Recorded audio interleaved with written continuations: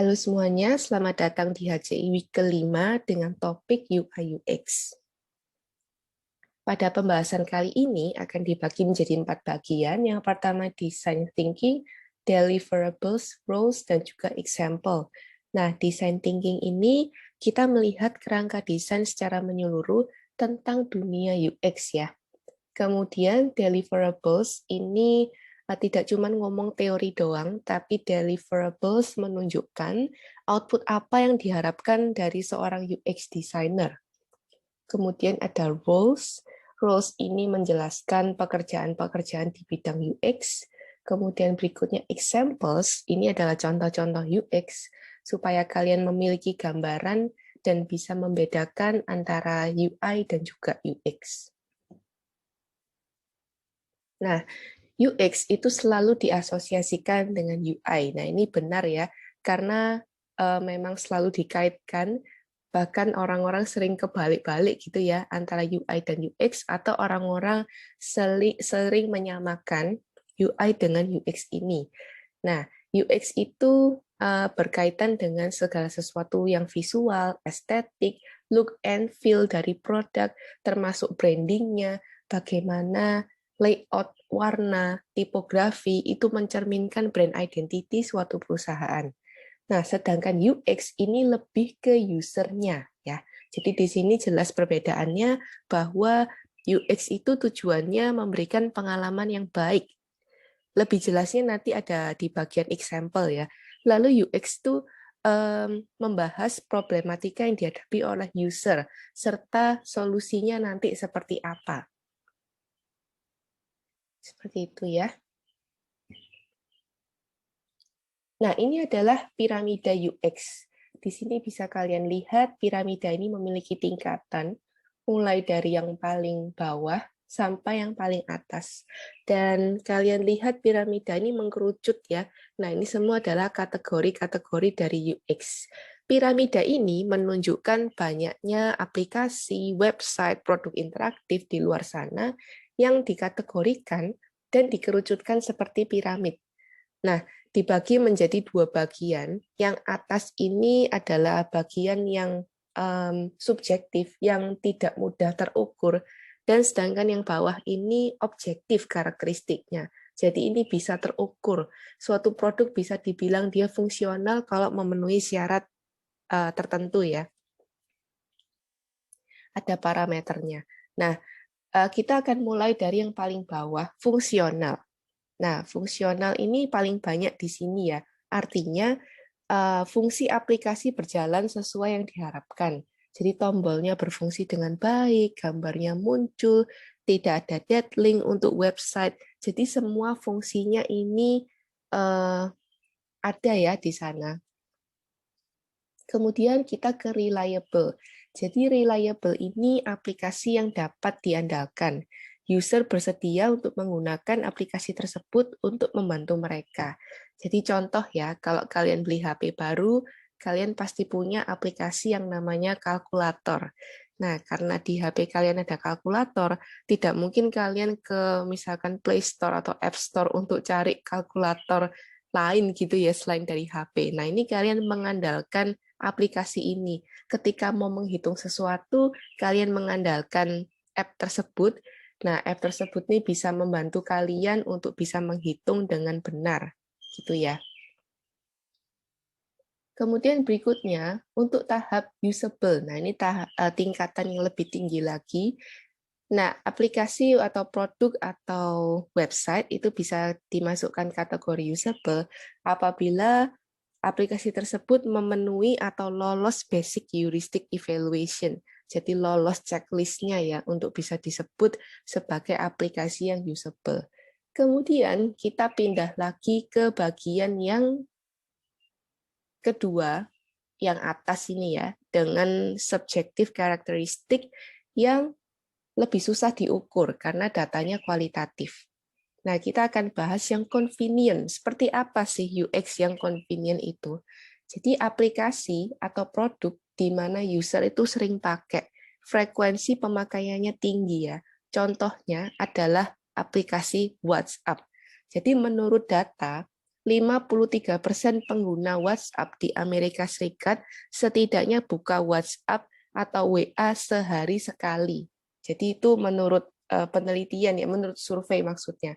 Kemudian apalagi, misalkan untuk anak-anak generasi Z, mereka convenient dengan aplikasi Instagram, misalkan sosial media. Jadi berapa hari sekali anak-anak muda ini generasi Z membuka aplikasi yang namanya Instagram. Jadi convenient ya, sering dipakai. Kemudian naik lagi tingkatannya, ini UX dalam kategori enjoyable. Jadi enjoyable ini aplikasi di mana user tuh sangat puas, user mau mempromosikan, men-share kepada teman-temannya. Jadi user enjoy gitu ya menggunakan suatu produk interaktif sehingga dia masuk ke dalam tingkatan enjoyable ini. Nah, kemudian naik yang paling atas, nah ini adalah tingkatan UX yang paling tinggi, yaitu significant. Significant ini aplikasi yang user cintai. Jadi ibaratnya kalau ganti HP, pasti install aplikasi ini pertama kalinya. Jadi user bersedia untuk berkontribusi agar aplikasi menjadi lebih baik. User bersedia membayar aplikasi tersebut gitu ya. Entah itu subscription fee, bayar di depan, atau in-app purchase. Pokoknya dia rela bayar gitu ya untuk bisa mendapatkan aplikasi tersebut. Nah, pasti Anda pernah punya produk interaktif semacam ini ya. Nah, tentunya tujuan globalnya adalah untuk mencapai puncak ya. Misalkan kita mau mendesain produk interaktif, tentunya tujuan globalnya adalah mencapai yang paling atas ini. Produk interaktif itu bisa begitu dicintai user sehingga dia rela membayar gitu ya, atau pokoknya rela subscribe atau apapun untuk bisa mendapatkan aplikasi tersebut. Namun tidaklah mudah untuk menuju ke sana ya, jadi butuh pengembangan produk yang berkelanjutan. Baik, saat ini kita akan bahas design thinking process. Nah, bisa dilihat ini adalah fase atau proses desain produk atau app atau website interaktif ini. Nah, kita bisa lihat ada empathize, define, ideate, prototype, dan juga test. Fase ini merefer ke model interaction design. Ya, kita sudah bahas di week pertama. Dan juga fase-fase ini tetap mengedepankan user. Jadi user-centered design. Walaupun di sini tidak tergambarkan ya gambar usernya, kemudian pokoknya usernya tidak tergambarkan di sini. Nah, kita akan lihat ada 5 fase, mulai dari yang empathize sampai yang testing. Nah, untuk tahap empathize ini, apa yang dilakukan? Yang dilakukan adalah memahami user. Memahami user dengan cara ya mengumpulkan data, survei, wawancara, kemudian dianalisis. Pokoknya memahami user gitu ya. Nah, kemudian bagian bawah ini adalah deliverable. Jadi output dari proses ini. Jadi bentuknya adalah interview report, observation report, kayak gitu. Nah, ini adalah deliverable dari ini ya, proses ini kayak gitu. Jadi untuk empathize, laporan atau outputnya berupa laporan interview, laporan observasi, survei. Nah, kemudian kita ke tahap define. Apa sih yang dilakukan di tahap define? Setelah memahami user, kita mengidentifikasi problem dan juga kebutuhan user. Identifikasi masalah ya, dan analisis kebutuhan. Nah, outputnya apa? Deliverable-nya apa? Ada persona yang tentunya didapatkan dari proses data gathering ya. Ada task analysis, user journey map, ini semua adalah output dari fase define.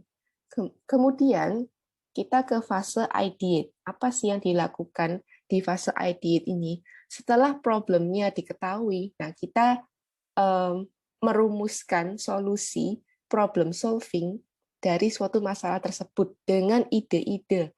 Nah, outputnya atau apa yang dikerjakan adalah brainstorming. Jadi setelah problemnya diketahui, kita brainstorming untuk menyelesaikan masalah itu dengan ide.